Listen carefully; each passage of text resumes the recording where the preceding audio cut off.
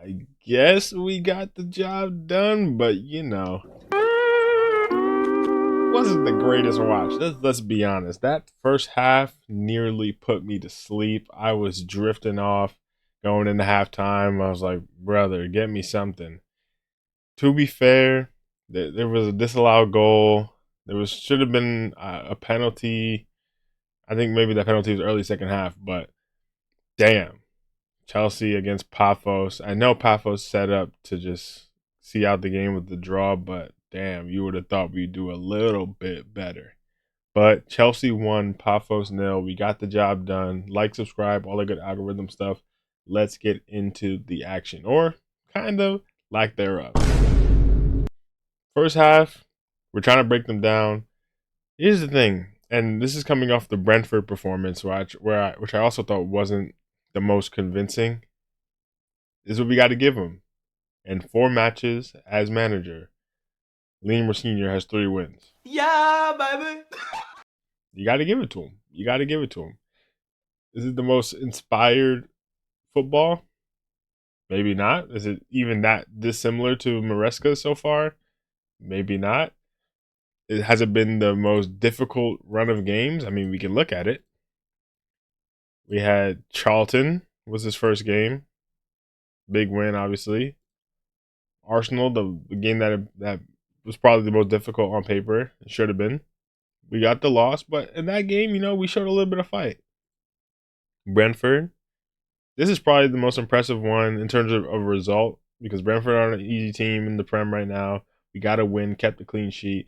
The performance, like I said in my last video, was not amazing, but we got it done. And then Pafos, like I said, coming into this game, must-win game in the Champions League, also for the Champions League table.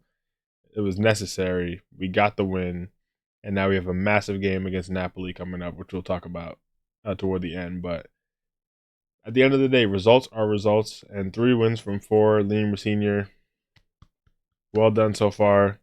We'll take that. We'll take that. But in terms of the actual performance, we were actually really struggling to break down Pafos. And you got to give them their credit. They came, they set up, they were organized. Some impressive defensive performances from them and their goalkeeper did well. Even looking at just the numbers, 21 shots from us, 5 big chances, over 1.5 expected goals. Let's check the stats. How many shots on target did we have?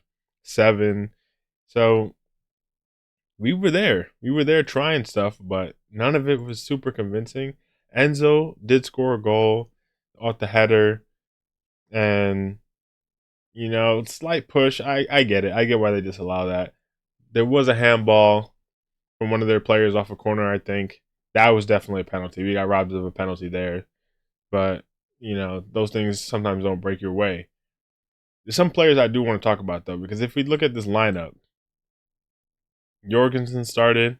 Also, shame Jorgensen got injured. We bring on Sanchez. It's tough, but Garnacho and Neto, again, this is our infamous pairing. They're starting.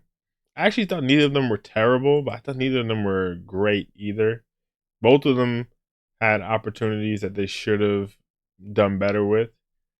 Like, there's one chance where Garnacho is running into the box wide open, and Neto has the ball on the right side, and the ball just gets stuck with Neto, and I'm kind of tired of seeing that, but he just refuses to play that ball on his right foot. He cuts it back, and by the time he cuts it back, the space is no longer there.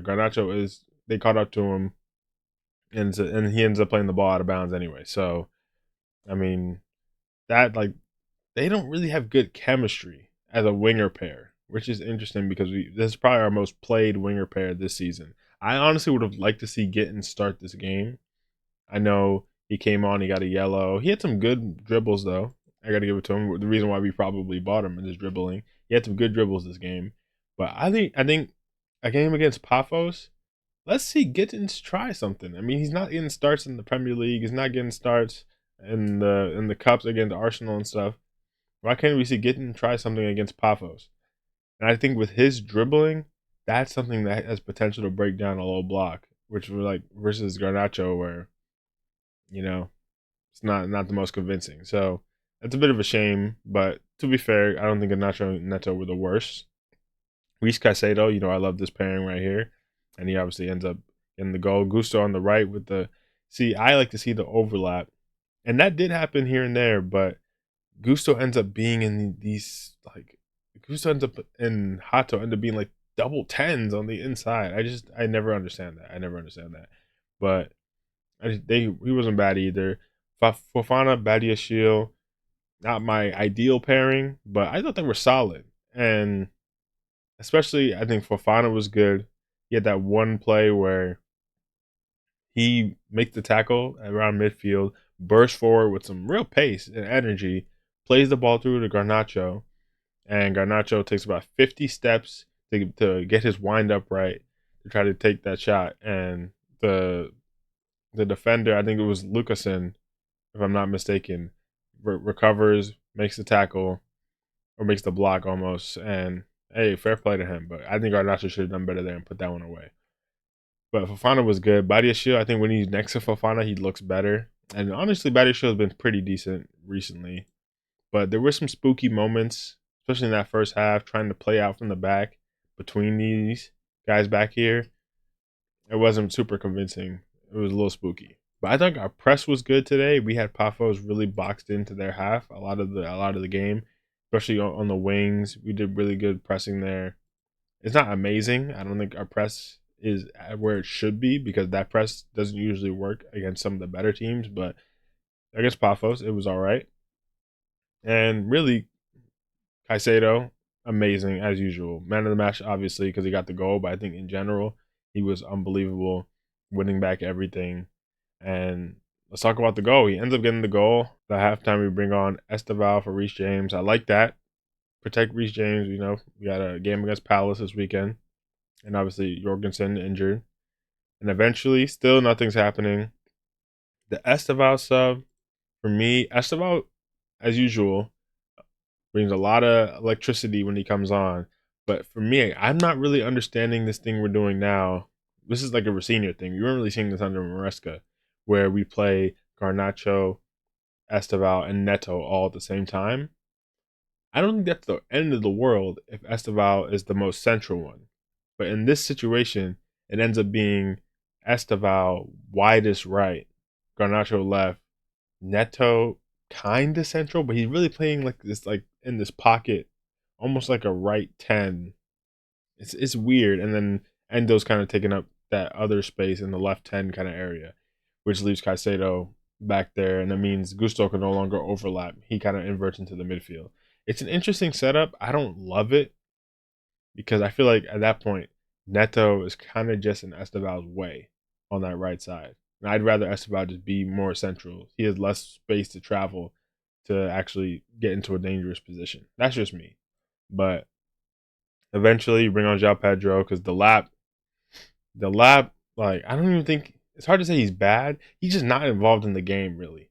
That's one of the biggest thing. My biggest issues with our system, and it has been for a while now, is our striker is so isolated. They're not really in the game, and we don't have clinical enough strikers for them to not be in the game for 75 minutes to 80 minutes and then just pop up with the goal. When they get chances, they don't really do anything with it anyway. These are strikers where ideally they need to be getting 3-4 shots a game to have a chance to put one away. They're not clinical enough to just be putting away the one chance they get in a blue moon. So we have to do something about that. But of course, cucurella comes on as well. Hato had a chance during the game, which is like in those positions, I want a striker to be there to try to finish that off, or at least a winger. We have our fullback because they're so far up in that position.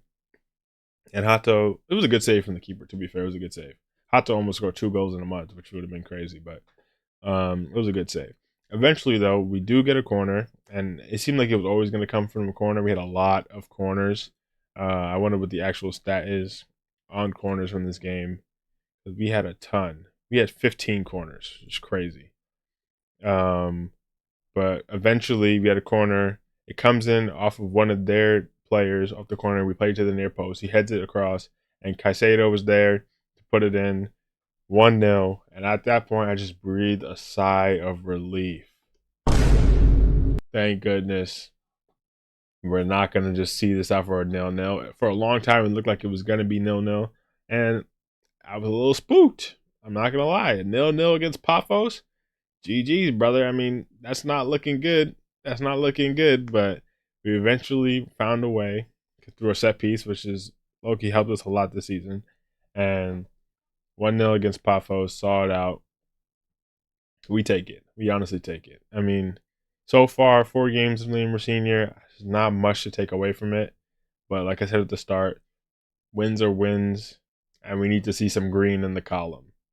Hopefully, this means we just pick up some momentum and we can take this to the Palace game and see what happens. But let's look at the Champions League table really quickly. This result actually does put us in the top 8 for now, which is automatically taking us to the knockout stages.